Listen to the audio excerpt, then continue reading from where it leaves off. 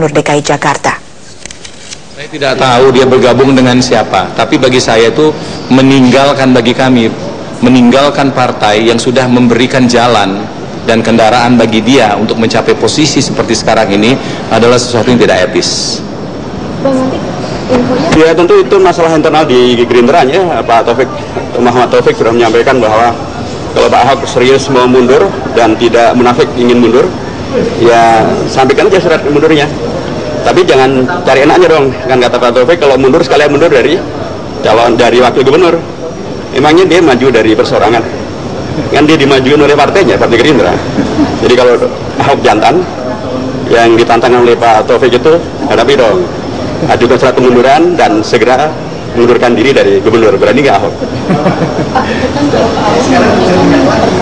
Keputusan Wakil Gubernur DKI Jakarta Basuki Cahayapurnama keluar dari Partai Gerindra dinilai berdampak negatif bagi Partai Gerindra karena kehilangan kader terbaiknya. Sebaliknya, sikap berani Ahok justru mendapatkan pujian dari berbagai kalangan. Mundurnya Ahok dari Partai Gerindra tidak banyak disesalkan oleh pengurus Partai Gerindra.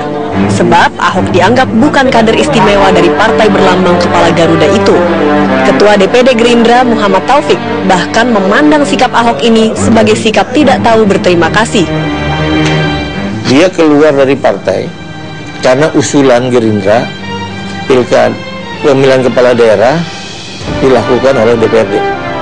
Ini kan sekarang baru keputusan partai. Manakala tanggal 25 September menjadi keputusan bangsa, ada nggak konsekuensinya harusnya? Kalau dia nggak setuju lagi, dia keluar aja dari bangsa ini dong. Atas tudingan ini, Ahok mengaku tak gentar. Makanya saya bilang ini mengganggu nurani saya. Saya katakan saya tidak mau jadi kepala daerah kalau saya masih tanggung jawab sama DPRD. Nanti kita lihat aja. Makanya saya bilang ini 3 tahun ada tontonan menarik. Itu kan program unggulannya pelajaran bahwa kalau DPRD punya nurani, nggak mungkin dia kerjain kepala daerah yang punya nurani kerja berakyat. Pengamat politik Victor Silayan menilai langkah Ahok ini justru akan memperburuk citra Partai Gerindra. Karena sebelumnya Gerindra kerap membanggakan Ahok sebagai wakil gubernur DKI Jakarta. Yang melamar Ahok itu siapa? Gitu, dalam arti Ahok bukannya minta-minta datang ke Gerindra untuk jadi calon wakil gubernur waktu itu, tapi Prabowo yang minta Ahok untuk menjadi calon wakil gubernur dipasangkan dengan Jokowi gitu. Jadi kalau Ahoknya sendiri keluar nanti ya Gerindra yang rugi. Ketegangan Ahok dengan Partai Gerindra bukan kali ini saja terjadi. Ketegangan semakin memuncak terkait RUU Pilkada. Ahok tidak sependapat dengan sikap politik Partai Gerindra yang mendukung Pilkada melalui DPRD. Mantan Bupati Belitung Timur itu juga mengeluarkan pernyataan partainya inkonsisten. Tim Liputan, Metro TV. Mayoritas fraksi di parlemen menghendaki mekanisme pilkada melalui DPRD. Fraksi PDI Perjuangan yang menentang langkah ini tetap yakin bahwa 1 atau 2 fraksi dari Koalisi Merah Putih akan berbalik arah pada saat pengesahan. Pembahasan RUU Pilkada hingga saat ini masih terus berlangsung di DPR. Saat ini peta kekuatan di DPR terbagi atas 2 kelompok, yakni fraksi pendukung Pilkada langsung yang terdiri dari fraksi PDI Perjuangan, fraksi Kebangkitan Bangsa, dan Hanura. Sementara 6 fraksi lain menghendaki Pilkada di tingkat 1 dan 2 dilakukan lewat DPRD. Meski demikian, fraksi PDI Perjuangan merasa yakin akan ada fraksi dari Koalisi Merah Putih di DPR yang berbalik arah untuk mendukung pelaksanaan Pilkada langsung. Pertentangannya sangat keras ya, dan itu sekali lagi adalah dampak dari Pilpres yang berlangsung beberapa waktu yang lalu, dan konstelasi politiknya memang mengakibatkan sebagian fraksi yang dulunya mengambil sikap bahwa mekanisme pemilihan langsung itulah yang dipilih, kemudian berubah menjadi mekanisme DPRD. Nah, karena itu berakibat kepada tidak tercapainya satu permufakatan, satu kesepakatan untuk bisa memutuskan satu sikap yang sama, yaitu melalui mekanisme langsung. Panitia kerja RUU Pilkada DPR saat ini tengah berupaya mengubah cara pemilihan kepala daerah. Pilihan yang tengah digodok adalah kepala daerah tak lagi dipilih langsung oleh rakyat, melainkan oleh DPRD. Wacana ini ditentang oleh sejumlah kalangan, termasuk mantan Hakim Mahkamah Konstitusi Harjono yang menilai niat untuk memunculkan pilkada tidak langsung adalah sebuah kemunduran. Dulu waktu Undang-Undang 32, the right to candidate itu hanya ada pada partai politik. Lalu oleh Mahkamah dibuka, tidak, independen boleh. Berarti meluaskan basis untuk bisa seseorang menikmati hak politiknya untuk berpartisipasi di dalam kegiatan politik. Kenapa dulu tidak ada persoalan dengan cara memilihnya? Memang sudah dipilih oleh rakyat. Jadi basis pemilihnya luas, basis calonnya luas. The right to vote-nya kita berikan seluas mungkin, the right to be candidate-nya dibuka. Sekarang mau ditutup, berarti kemunduran. Pemilihan kepala daerah langsung yang telah berjalan sejak tahun 2005 dinilai sudah memberikan banyak manfaat bagi rakyat, meski masih ada sejumlah kekurangan yang perlu diperbaiki. Pilkada langsung dinilai mampu memunculkan sejumlah pemimpin alternatif di daerah, selain itu juga memiliki legitimasi yang tinggi, karena dipilih langsung oleh rakyat. Sementara pilkada tidak langsung, meskipun berpotensi menekan biaya penyelenggaraan, sejumlah kelemahan dalam sistem ini berpotensi membawa mundur kehidupan demokrasi Indonesia. Di antaranya kebijakan kepala daerah yang nantinya akan tersandra oleh kepentingan partai politik. RUU Pilkada ini rencananya masih akan terus dibahas dan akan dibawa ke rapat paripurna pada tanggal 25 September mendatang. Tim Liputan Metro TV. Sama-sama Prabowo merubah Indonesia.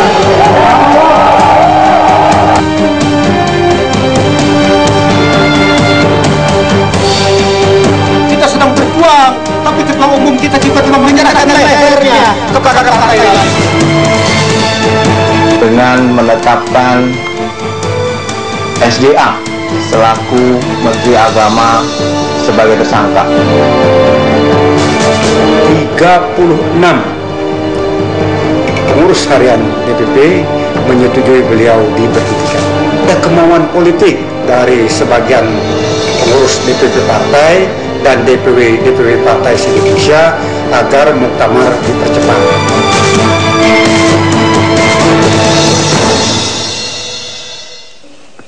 Rapat pengurus Partai Persatuan Pembangunan melengsarkan Ketua Umum Surya Dharma Ali. Dan rapat juga memutuskan partai akan segera menggelar muktamar untuk memilih Ketua Umum baru dan arah politik partai.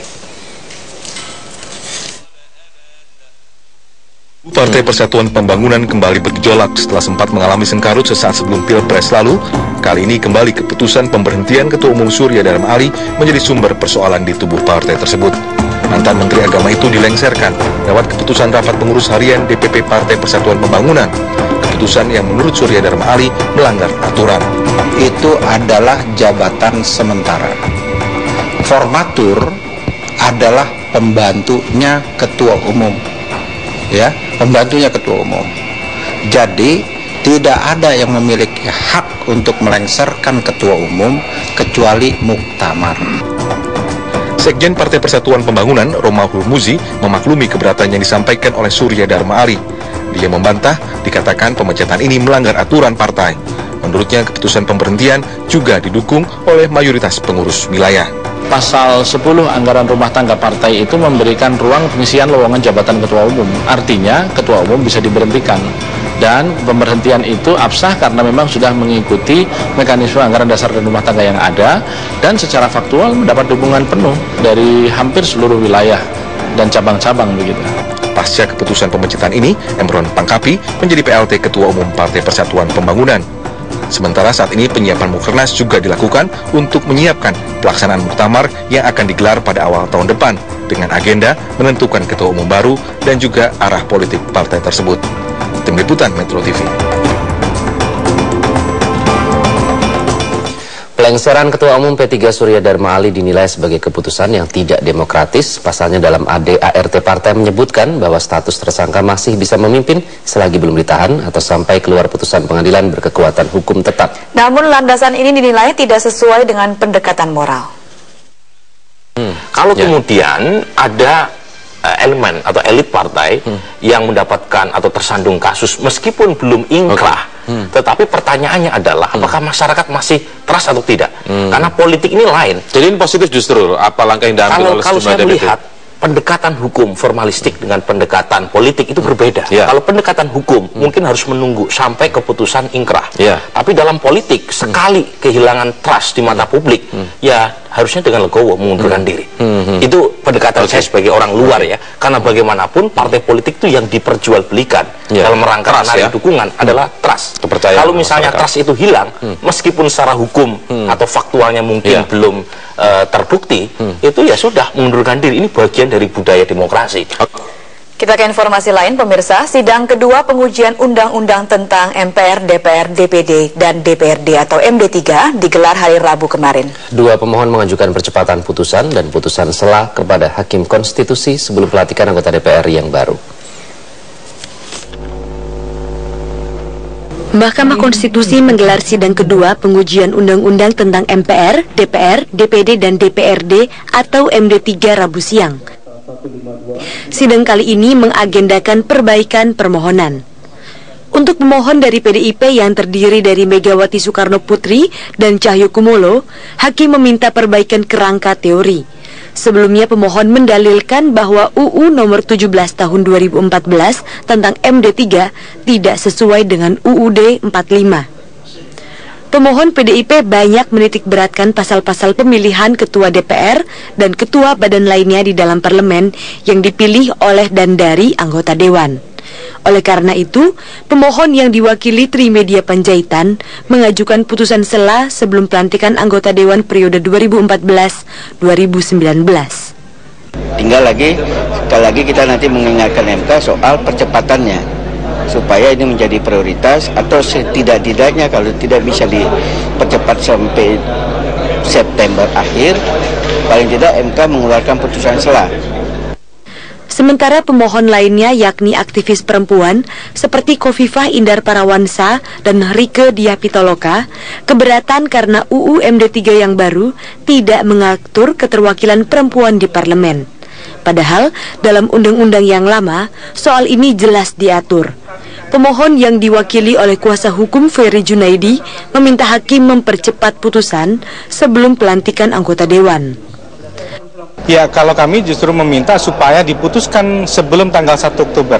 Jadi nanti akan bisa menjadi pertimbangan di dalam proses pemilihan pimpinan-pimpinan DPR gitu. Jadi di permohonan provisi kami meminta secara tegas supaya permohonan ini sidang di MK bisa dipercepat dan diputuskan sebelum tanggal 1 Oktober. Sidang pengujian Undang-Undang MD3 akan dilanjutkan dengan agenda rapat permusyawaratan hakim, serta mendengarkan saksi ahli dan pemerintah. Dari Jakarta, Tim Liputan, Metro TV. Tim transisi Jokowi JK menemui Menko Perekonomian Khairul Tanjung untuk membahas rancangan APBN 2015. Pertemuan ini merupakan lanjutan pertemuan dengan Wakil Presiden Budiono, Menko Polhukam Joko Suyanto, dan Menteri Luar Negeri Marty Natalegawa. Pertemuan keempat antara tim transisi dengan pemerintahan SBY digelar di kantor Menko Perekonomian Jakarta Pusat. Ada 4 hal utama yang dibahas, seperti pembahasan rancangan APBN 2015. Menurut Menko Perekonomian Khairul Tanjung, rancangan APBN 2015 kini tengah dibahas dengan DPR, namun pelaksanaannya akan dijalankan oleh pemerintahan Jokowi JK. Ketua tim transisi Rini Sumarno menyatakan APBN 2015 sangat penting untuk alokasi dana program unggulan Jokowi JK yang dikenal dengan paket Nawacita.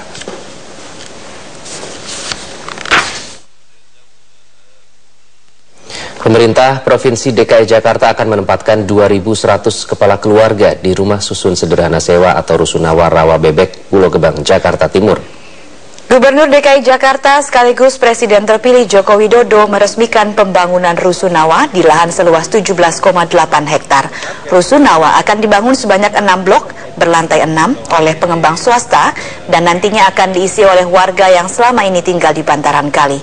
Selama tinggal di Rusunawa, warga akan dikenakan tarif sewa sebesar Rp150.000 hingga Rp280.000 per bulannya. Pembangunan Rusunawa Rawa Bebek sebagai konsekuensi Surat Keputusan Gubernur DKI Jakarta nomor 540 tahun 1990. SK tersebut mewajibkan para pengembang yang membangun di lahan seluas 500 hektar harus menyediakan fasilitas umum dari properti yang dibangun.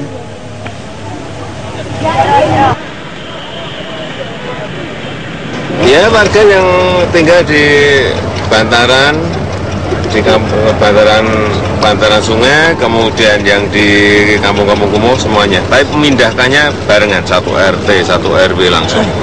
Kembali di Metro Pagi, pemirsa, Sekretariat Negara akhirnya membatalkan pengadaan mobil dinas bagi para menteri untuk kabinet mendatang. Padahal pemenang tender pengadaan mobil dengan dana sebesar 91 miliar rupiah tersebut telah ditetapkan. Pengumuman pembatalan keputusan tersebut disampaikan Sekretaris Menteri Sekretaris Negara Taufik Sukasah. Ia mengatakan keputusan pengadaan mobil dinas untuk menteri dan pejabat setingkat menteri pemerintahan mendatang adalah bagian dari program yang harus dilaksanakan. Sebelumnya, Sekretariat Negara menetapkan PT Mercedes-Benz Indonesia sebagai pemenang tender senilai 91 miliar rupiah. Namun melihat dinamika saat ini, pengadaan mobil baru untuk menteri akhirnya dibatalkan. Seiring dengan perkembangan aspirasi publik, Kementerian Sekretariat Negara sesuai dengan arahan Menteri Sekretaris Negara yang telah dilaporkan kepada Bapak Presiden, memutuskan bahwa kendaraan dinas menteri pejabat setingkat menteri tersebut tidak dilanjutkan. Pemilihan kendaraan dinas bagi para menteri pejabat setingkat menteri utamanya terkait dengan jenis, harga, dan spesifikasinya diserahkan sepenuhnya kepada pemerintahan mendatang. Demikianlah penjelasan yang kami perlu sampaikan kepada rekan-rekan media. Kendaraan operasional bagi pejabat negara harus diganti setiap 5 tahun sekali, khususnya bagi mobil menteri. Keputusan ini menimbulkan reaksi karena kondisi mobil dinas menteri masih terbilang baru. Negara sudah menetapkan pemenang lelang mobil pejabat dan juga kementerian untuk masa selanjutnya, bahwa nanti Mercedes-Benz akan menggantikan mobil yang kini sudah dipakai oleh menteri dan juga Kabinet Indonesia Bersatu Jilid 2, yaitu adalah Toyota Camry Royal Saloon. Jika kita melihat pada tahun sebelumnya dengan harga sekitar 1,2 hingga 1,3 miliar rupiah untuk 34 kementerian pada saat 2009, pengadaan 2009 ini sekitar 44 miliar rupiah. Pertanyaannya, apakah memang nanti Mercedes-Benz ini dianggap perlu untuk menggantikan mobil-mobil yang seperti yang Anda lihat masih dalam keadaan bagus untuk menjadi mobil kendaraan pada menteri-menteri di masa Jokowi. Jokowi sudah menyatakan bahwa tidak memerlukan adanya mobil-mobil pengganti ini, namun disebutkan oleh pemerintah bahwa mobil-mobil ini sudah dianggarkan dan apabila memang tidak dianggap perlu, maka bisa diserahkan atau bisa dilelang atau bisa dijual. Pertanyaan satu lagi, lalu bagaimanakah dengan mobil-mobil yang sudah ada saat ini? Dari Jakarta, Anggi Asibuan, Arif Firmansyah, Metro TV. Kita beralih ke informasi lain, harga LPG tabung 12 kg naik mulai hari Rabu. Diperkirakan harga jual di tingkat agen sudah menjadi Rp114.300 per tabungnya. Pertamina menaikkan harga LPG 12 kg sebesar Rp1.500 per kilogram. Keputusan ini untuk menekan kerugian penjualan LPG 12 kg pada tahun 2014. Kenaikan harga gas LPG 12 kg ini dilakukan secara berkala dan berlaku otomatis setiap 6 bulan hingga tahun 2016. Kenaikan harga LPG 12 kg menyusul tingginya harga LPG di pasar internasional dan turunnya nilai tukar rupiah. Sebelumnya Pertamina menanggung kerugian sekitar 2,5 triliun hingga 3 triliun rupiah karena menjual LPG dengan harga murah. Jadi retail price-nya adalah Rp9.519 per kilogram. Ini harga retail di tingkat agen. Atau naik dari Rp92.800 per tabung menjadi pada kisaran Rp114.300 per tabung. Tetapi di tingkat warung mungkin akan ada deviasi Rp3.000 sampai Rp5.000 per tabungnya. Harga gas LPG tabung 12 kg di kota Ambon naik hingga mencapai Rp182.000 per tabungnya. Di tingkat agen penjualan gas LPG ukuran 12 kg kini dijual Rp182.000 per tabung dari harga sebelumnya, yakni Rp162.000 per tabung. Kenaikan ini dikeluhkan sejumlah warga karena terlalu mahal. Pihak retail Pertamina cabang Ambon mengatakan tingginya harga gas LPG ukuran 12 kg akibat biaya pengiriman gas LPG dari Pulau Jawa ke kota Ambon. Kenaikan harga juga dipicu karena kota Ambon belum memiliki stasiun pengisian bahan bakar LPG sehingga pembelian dilakukan dari Surabaya.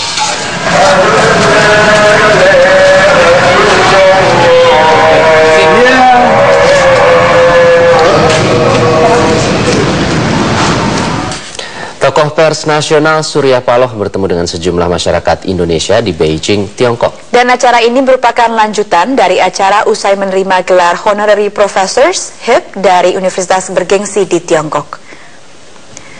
Surya Paloh yang hadir di acara temu masyarakat Indonesia di Beijing ini mendapat sambutan positif seluruh tamu undangan. Surya sempat menyatakan sejak normalisasi hubungan Indonesia dengan Republik Rakyat Tiongkok pada tahun 1990, hubungan ini telah berubah menjadi hubungan negara bersahabat. Surya Paloh juga mengaku bangga bisa menerima gelar kehormatan dari Beijing Foreign Studies University. Dengan gelar ini diharapkan dapat mempererat hubungan antar kedua negara, khususnya dalam bidang media, pendidikan, dan inovasi.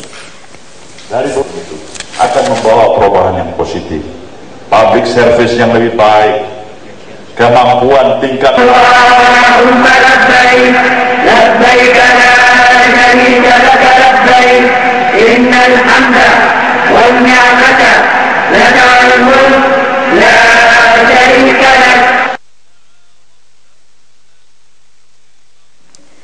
Pemirsa, petugas haji embarkasi Surabaya menyita 4 tas plastik berisi batu kerikil yang dibawa sejumlah calon jemaah haji asal Nganjuk, Jawa Timur. Batu kerikil itu disembunyikan di dalam tas koper yang diduga akan digunakan untuk persiapan melakukan lempar jumroh di Mina, Mekah.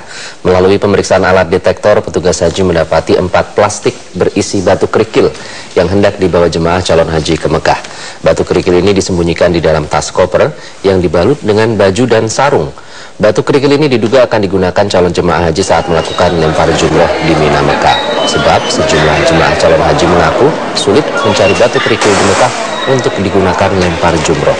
Selain batu kerikil, petugas juga menyita puluhan paku berukuran besar, korek api, dan cairan yang bisa mengganggu penerbangan.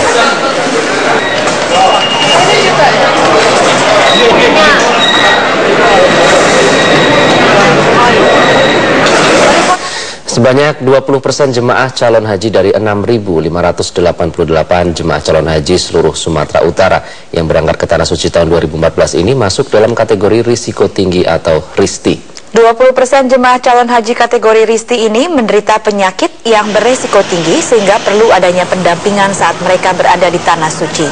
Sebanyak 20% atau 1.370 jemaah calon haji yang masuk kategori RISTI ini diumumkan pihak PPIH setelah para jemaah calon haji menjalani pengecekan kesehatan selama berada di Asrama Haji Medan. Sebanyak 20% calon jemaah haji tersebut menderita penyakit beresiko tinggi seperti darah tinggi, penyakit diabetes, dan penyakit ginjal. Akibatnya selama menjalani ibadah suci mereka harus didampingi oleh pihak keluarga.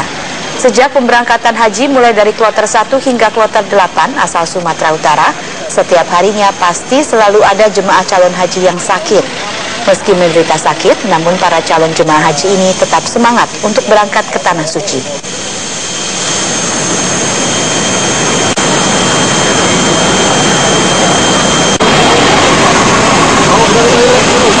Hari ke-10 sejak keberangkatan jemaah calon haji Indonesia ke Tanah Suci tercatat sudah 162 orang menjalani rawat jalan dan 55 orang rawat inap. Sementara calon haji meninggal dunia tercatat sebanyak 4 orang. Data dari Sistem Komputerisasi Haji Terpadu Kesehatan atau Sisko-Hatkes menyebut jamaah yang menjalani rawat jalan terbanyak ada di Jeddah. Sebanyak 106 jamaah menjalani rawat jalan setelah mendarat di Bandara King Abdul Aziz Jeddah.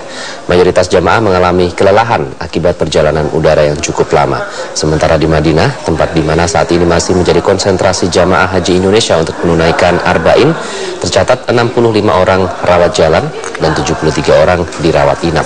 Karena jamaah baru akan masuk ke Mekah Selasa malam, BPHI Mekah baru merawat 2 pasien rawat jalan dan 3 pasien rawat inap yang sebelumnya dievakuasi dari BPHI Madinah. Sedangkan jamaah meninggal dunia hingga saat ini berjumlah 4 orang.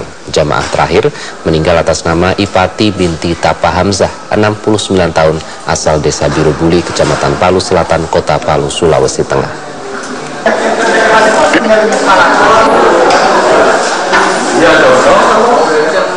Jenazah Nurdin Nasution yang diduga terinfeksi virus Ebola tiba di kediamannya di Desa Tanjung Murawa, Kabupaten Deli Serdang, Sumatera Utara. Jenazah Nurdin yang meninggal dunia di Rumah Sakit Haji Adam Malik Medan Rabu dini hari sempat ditolak warga.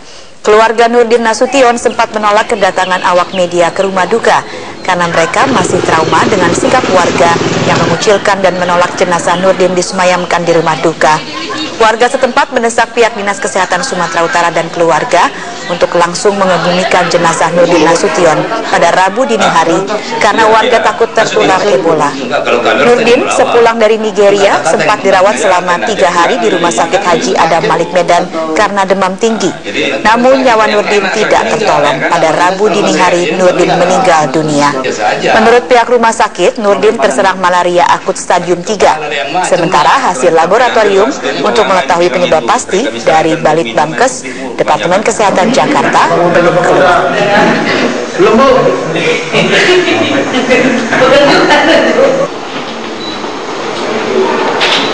Satu halaman, Bet. Pemirsa, meski hanya penjual sayuran dan pisang, seorang calon jemaah haji asal Padang Sidimpuan, Sumatera Utara akhirnya berangkat ke Tanah Suci memenuhi keinginannya yang sudah bertahun-tahun. Sangkoria Boru Hutasuhut. Nenek berusia 70 tahun warga Padang Sidimpuan, Sumatera Utara ini akhirnya bisa berangkat ke Tanah Suci. Kesehariannya Sangkoria menjual sayuran dan pisang di Pasar Impres Padang Sidimpuan. Sesudah bertahun-tahun lamanya niat Sangkoria untuk berangkat ke Tanah Suci akhirnya terlaksana berkat uang hasil penjualan pisang dan tabungannya. Ibu, naik haji pakai biaya siapa? Biaya sendiri lah. Sudah bertahun-tahun nabungnya? Bertahun-tahun. Tanpa ada bantuan orang lain? Tanpa ada bantuan orang lain. Ya, dari inilah ibu menabung naik haji ya? Ya, dari ini. Meski kini Sangkoria tinggal sendirian tanpa ada sanak saudaranya yang menemani, namun ia cukup berbahagia karena bisa berangkat ke Tanah Suci. Terlebih penantiannya selama ini untuk berangkat haji tidak sia-sia. Menurutnya berangkat haji merupakan panggilan Allah untuk menyelesaikan kewajibannya sebagai umat Islam. Dari Padang Sidimpuan, Sumatera Utara, Sulaiman Siregar, Metro TV. Kembali di Metro Pagi, pemirsa, Kementerian Pertahanan Irak Rabu kemarin merilis sejumlah gambar yang memperlihatkan keberhasilan pasukan Irak mendesak keluar kelompok militan ISIS dari wilayah distrik Birwana di Provinsi Anbar. Menyusul keberhasilan mengusir keluar sebagian besar militan ISIS dari Birwana, pasukan Irak saat ini terus memburu sisa-sisa militan ISIS yang masih berada di wilayah ini. Pihak militer Irak menyatakan telah menangkap 2 anggota kelompok ISIS dalam operasi di wilayah Birwanan.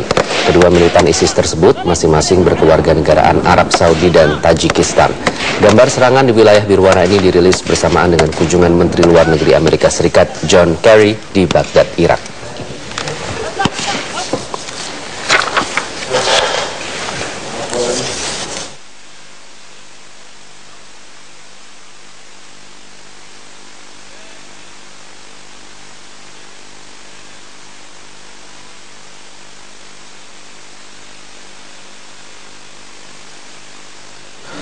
Sementara itu, dalam kunjungannya di Baghdad, Irak, Menteri Luar Negeri Amerika Serikat John Kerry mengadakan pertemuan dengan Perdana Menteri Irak yang baru dilantik, Haidar al-Abadi. Dalam pertemuan ini, John Kerry mendesak Haidar al-Abadi agar menggunakan kekuasaannya untuk menghadapi kelompok ISIS yang telah menguasai sejumlah wilayah di bagian utara dan barat Irak. Selain berkunjung ke Irak, John Kerry juga akan berkunjung ke Jeddah, Arab Saudi, untuk membentuk forum kerjasama guna membahas langkah-langkah antisipasi menghadapi ancaman yang ditimbulkan kelompok ISIS.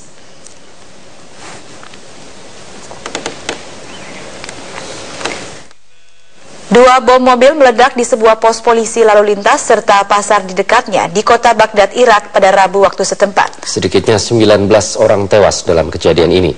Petugas kepolisian Baghdad mengatakan 2 serangan bom tersebut menewaskan 5 anggota polisi serta menyebabkan 9 lainnya terluka. Beberapa detik kemudian sebuah bom meledak di dekat pasar sayur dan hewan di dekat pos polisi tersebut. Dalam ledakan kedua ini 14 penduduk sipil tewas dan 35 lainnya terluka. Sejumlah mobil juga rusak berat akibat ledakan ini. Serangkaian ledakan terjadi menyusul ditangkapnya sejumlah anggota ISIS di wilayah barat dan utara Irak akhir-akhir ini.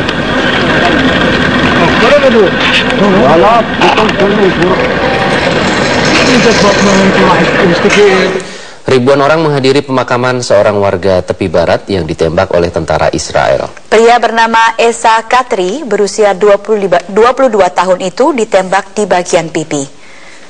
Para pelayat yang berkabung mengusung jenazah Katri melalui jalan-jalan di kawasan kamp pengungsian Al-Amari di tepi barat sebelum pecah bentrokan kecil antara tentara Israel dan warga setempat. Katri tewas saat ditahan oleh tentara Israel dalam sebuah operasi penangkapan pada hari Rabu. Tentara Israel memasuki kamp pengungsian Al-Mari pada Rabu pagi beberapa jam untuk menangkap seseorang yang dicurigai sebagai pendukung Hamas. Israel berdalih penangkapan dilakukan dipicu aksi pengunjuk rasa Palestina yang membakar ban-ban bekas serta melempari tentara Israel dengan batu.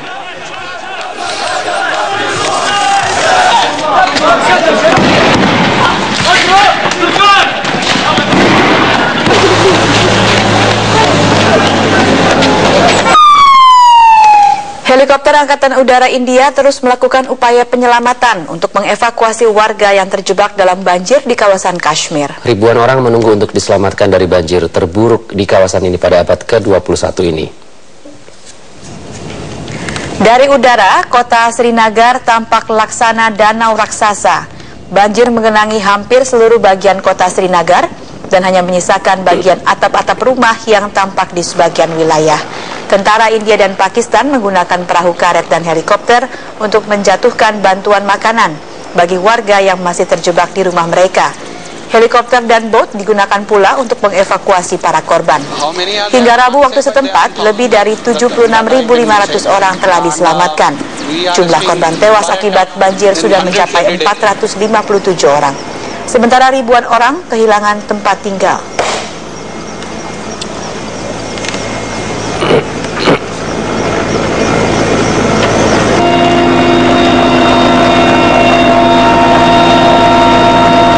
Pemirsa, lebih dari 20.000 wisatawan menyaksikan momentum pecahnya ombak yang fenomenal di Sungai Kiantang, Provinsi Zhejiang, Tiongkok.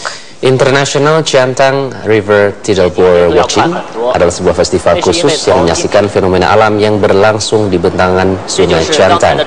Gelombang-gelombang besar yang membentur tembok pemecah ombak disebabkan oleh gaya sentrifugal, oleh gravitasi bintang dan deretan bulan dan planet di tata surya.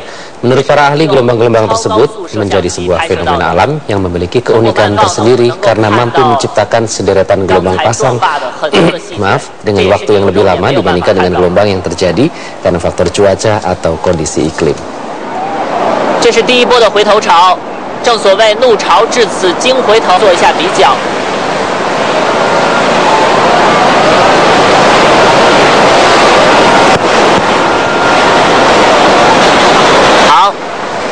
老盐仓有3大看点，第一看点就是刚才的撞坝，第二看点就是此刻的回头潮。但是好戏还没有结束，好戏还在。 Nggak tampak membahayakan diri sendiri ya sebenarnya. Gelombangnya tinggi seperti itu. Kita beralih ke informasi selanjutnya. Pemirsa, sebuah lembaga kemitraan di kota Baltimore, Amerika Serikat mendayagunakan kincir terapung untuk menangkap sampah-sampah yang hanyut di sungai setempat. Kincir yang menggunakan tenaga air arus ini bisa membersihkan 22 ton sampah setiap harinya dan bisa diterapkan di sungai manapun. Dan berikut laporan Patsy Widakuswara dari VOA di Washington DC. Kincir air berbentuk unik ini ada di Sungai Jones Falls yang mengalir ke pelabuhan Baltimore. Fungsinya menangkap sampah yang dibuang sembarangan di jalan-jalan kota Baltimore dan hanyut bersama air hujan. Kincir ini disponsori lembaga Waterfront Partnership of Baltimore. After a rainstorm, we would get a lot of trash in Baltimore Harbor. Sometimes the trash was so bad it looked like you could walk across the harbor on nothing but trash. Pipa terapung menyedot sampah masuk ke ban berjalan yang membuang sampah ke kontainer. Kontainer diletakkan di atas dok terapung dan ditarik ke darat dengan perahu. Sampahnya lalu dibakar untuk membangkit energi listrik. Menurut perancangnya, sistem ini lebih efisien dibanding metode sebelumnya, yaitu mengeduk sampah dengan perahu dan jala. Instead of chasing one or two pieces of trash around at a time, we just stand at the source of it and catch it all at once. Kincir ini menggunakan tenaga arus air dan jika diperlukan, tenaga surya. It is run on water, so it's either river current pushing from underneath, or we are pumping water onto it which then fills buckets to carry the wheel around. Teknologi ini bisa diterapkan di sungai manapun, namun kincir ini bukan solusi. Our goal is actually to put the water wheel out of business. Of course, that'll come through behavior change. If people don't let garbage leave their hands except to go into a receptacle, then we wouldn't need a water wheel. Perputaran kincir air juga menambah kandungan oksigen sehingga meningkatkan kualitas